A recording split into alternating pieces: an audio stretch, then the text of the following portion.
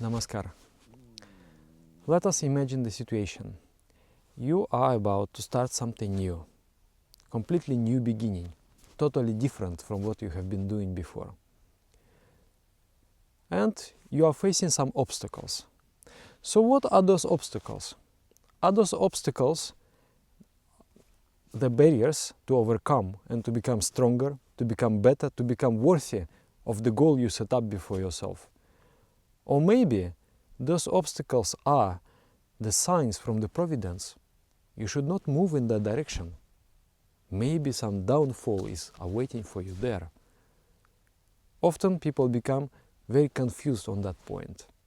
And often people start something, they meet some obstacles, and then the fear complex arises in the mind and they turn back. In the yoga philosophy it says, it is stated, Badhasa Jushamana Shakti Sevyam Sthapayati Lakhi. It means an obstacle is that assisting beneficial force that helps you to attain the goal. The higher the goal, the greater will be the obstacles. When we do something, we change something in the internal world and in the external world. Achievement in the external world is done through the achievement in the internal world. Sometimes in the external world we can get without internally achieving it. Let's say you have a very good karma. The consequences of your past actions are good. So things will come to you without an effort from your side. Will just come.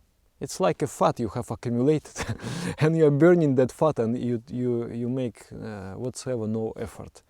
But that fat will sooner or later finish, and then you will remain with just your qualities. Whatever mentality you have earned, whatever mentality you have created, that only will be with you.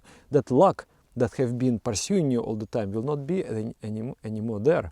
And you will have to rely not only on the luck, but also on your internal strengths. So obstacles, they develop that internal strengths. And even you lose everything in the external world. But you learned how to overcome those obstacles. And the obstacles, they're not obstacles anymore. They're just trivial tasks. You solve them just as a daily routine. There is no problem. You have knowledge, you have strength, you have confidence to solve them. So obstacles bring you to that status. It uplifts your mind and you become a very capable person. So yogi views obstacles as a very positive force, a very necessary force on the spiritual path also. Without overcoming a certain trials, certain temptations, certain difficulties, you cannot become a really powerful, strong, and reliant, self-reliant, and confident spiritual aspirant. So path is necessary. The path has to necessarily contain difficulties, and we need to overcome them. But we should also not dismiss the option that sometimes those obstacles, they are the signs that you should not do this. So how to understand, how to distinguish? Is it a good sign? Is it a good token? Or it is a sign of misfortune? How to distinguish between them? Our consciousness is qualified by the principle of nature, by the principle of energy. I think you know, in the yoga philosophy, energy, it is believed that it consists of three forces: sattva, rajas, and tamas. Sattva, sentient force, the force of goodness, the force of light. Raja, mutative force, the force of mobility, force of movement. And tama, static force, the force of crudeness. So the prakriti in general, the energy that qualifies the mind, it can be either vidya, the force of knowledge. It is when the sattva guna dominates, or it becomes the force of ignorance when the tamaguna dominates in it. It is the very same force, but with the two different sides. Remember the Star Wars? He has come on the dark side of the Force. And this is very true. So our consciousness is taking shelter either in the power of knowledge or in the power of ignorance. If we are moving alone with the power of ignorance, slowly, slowly we are degenerating. Our mind moves away from the cosmic nucleus. It becomes cruder and cruder and cruder. It becomes less developed. It degenerates itself. And if the mind, if the consciousness is under influence of Vidya Maya, force of knowledge, slowly, slowly there is evolution going on. The mind elevates itself. So these forces are balanced within ourselves. There is a struggle between them. They always struggle with each other, trying to overcome. And there is like a front line. 50-50, 60-40, 40-60, 70-30. There is this front line. There is a certain established proportion in your mind. Either you are slowly degenerating, happily, moving towards the degeneration, or you are struggling and developing yourself. So if you are not breaking that proportion between those forces, nothing happens. Everything just goes natural way.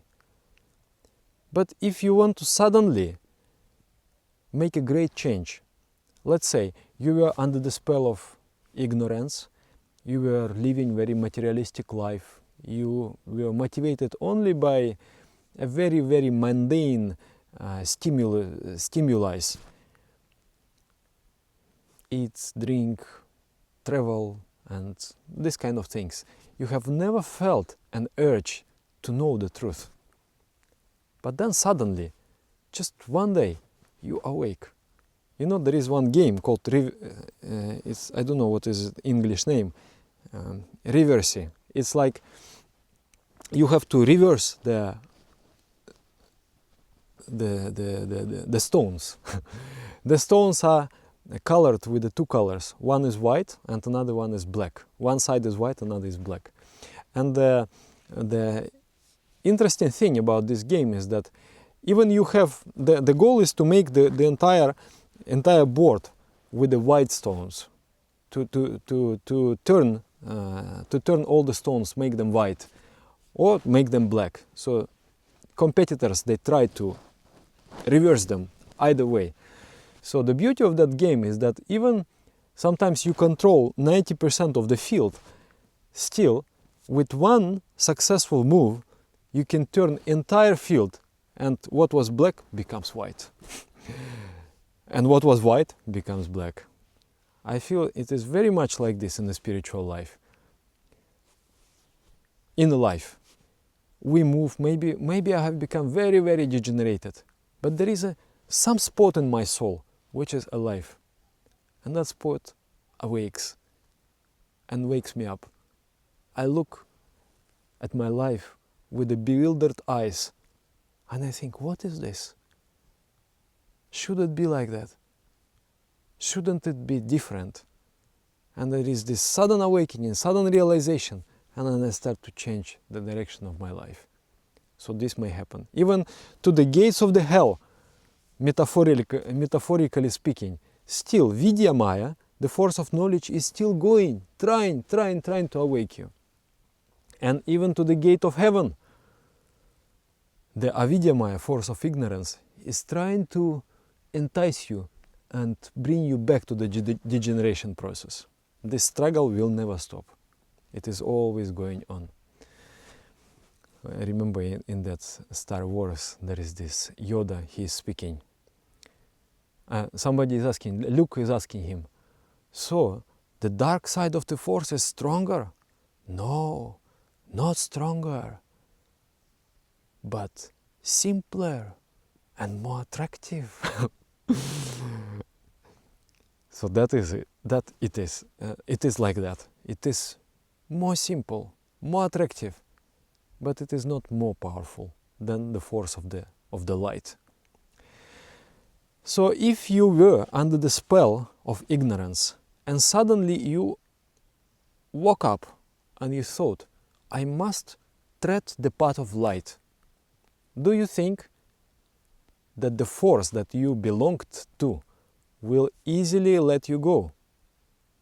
Don't you think it will try to catch you, try to suffocate you? Of course it will. It will exercise all its influence not to let your consciousness go under the to the other side of the coin. So let's say, for example, you decided to start doing meditation.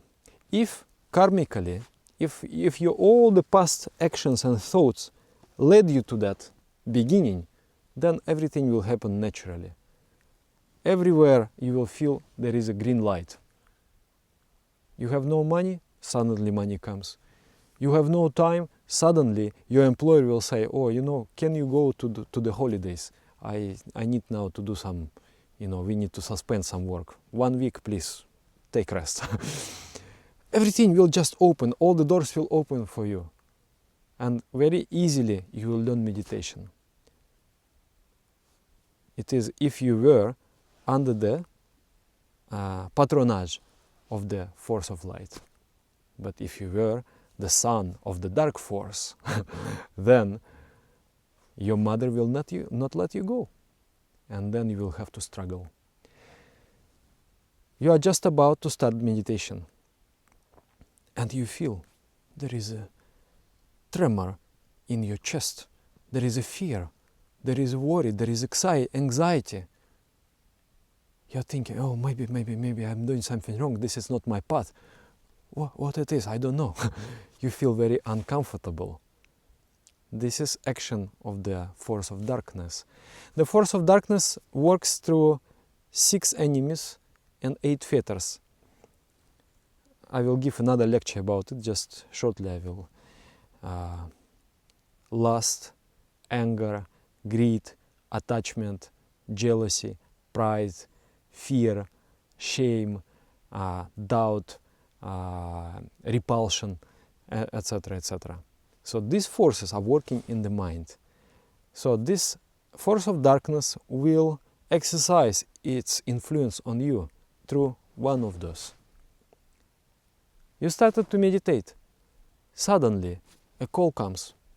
You know, there is a project. If you take this project, I will pay you lots of money. It is a beautiful thing. This is a beautiful offer. You always dreamt about it. So you became engaged in that work and you forget about meditation. The task of the force of darkness is fulfilled. You are remaining with her. You have fulfilled your some material dream, but you are not meditating.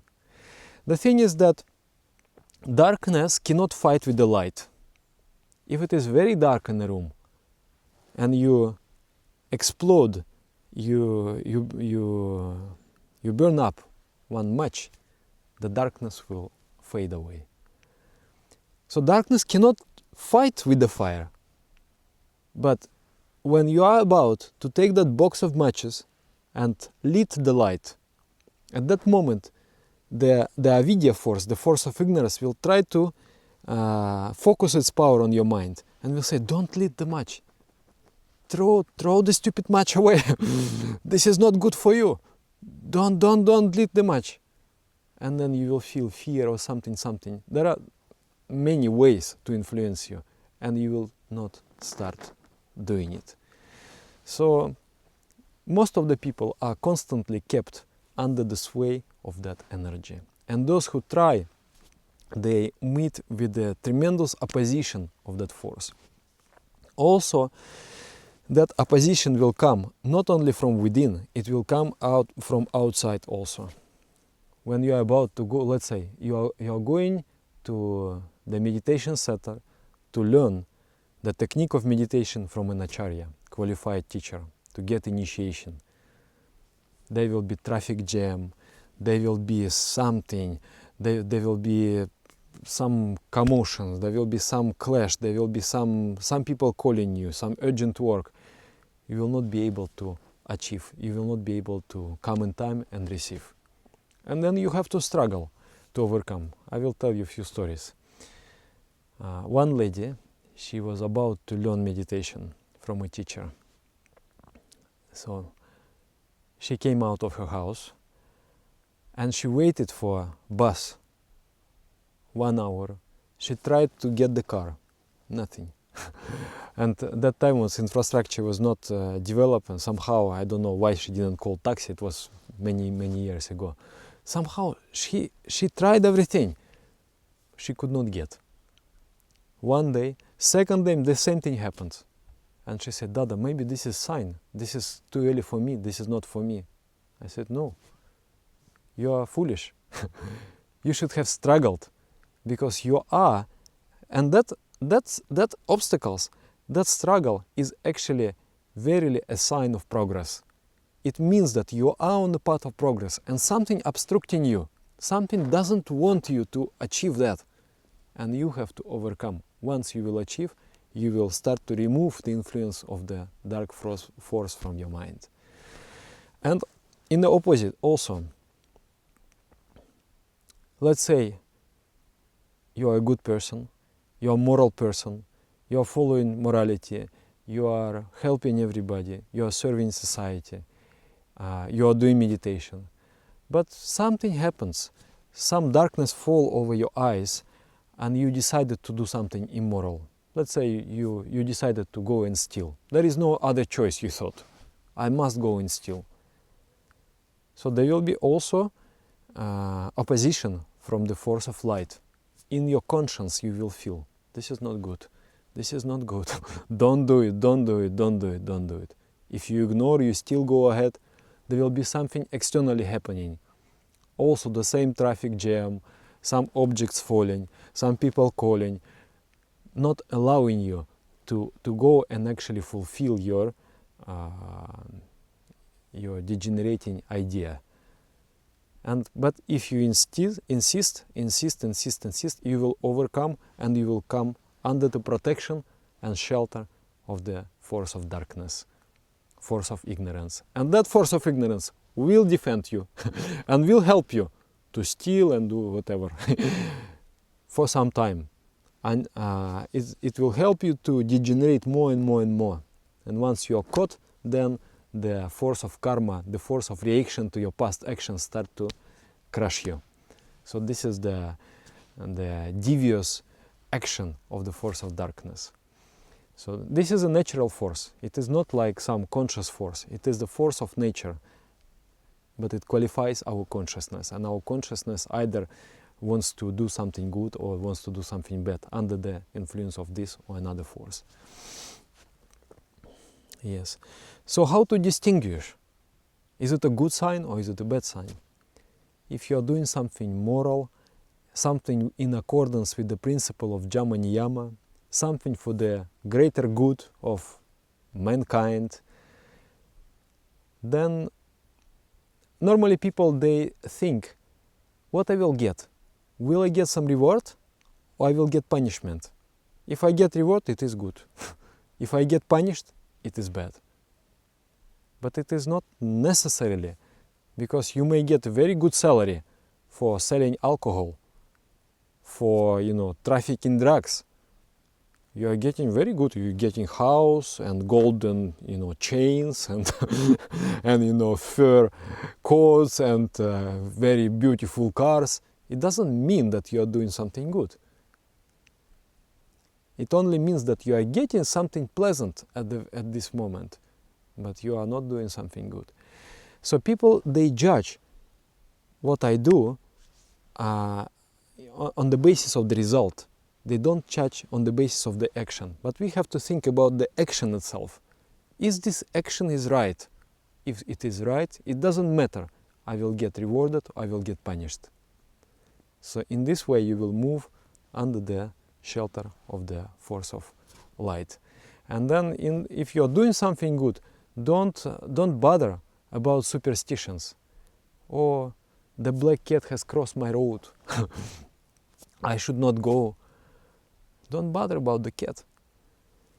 If you think that cat, that paying attention to the superstition will save you from some calamity, you are mistaken. Because if you have done something in the past that to pay for that you have to suffer today, no cat will save you. Maybe God will save you, but cat will not save you. So it is wise just to think, what am I doing? Am I doing something right? If it is right, let me do it. I also remember one story. One monk, he was trying to do service. He wanted to establish a school, but he didn't have money. So he tried to get some money, some donations, but nobody helped him. So finally Guru called him to himself and he said, you know, for example, you want to do some humanitarian project. It is something very good. But you go and approach so many people, nobody helps you. Let's say you approached 40 businessmen, nobody helped you.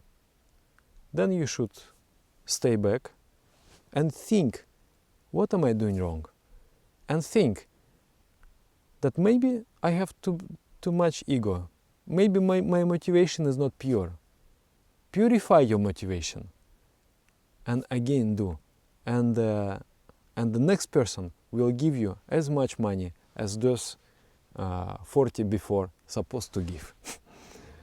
And it is really working. It is like this. Because what is important is our motivation, the purity of our mind. If the purity of the mind is there, nobody should be afraid. Nobody should pay attention to any superstitions. But if there is, you know internally, unconsciously, you know that I'm doing something wrong. In that moment we should pay attention to the sign, and at that moment we should become very superstitious. Maybe God is telling me not to do this.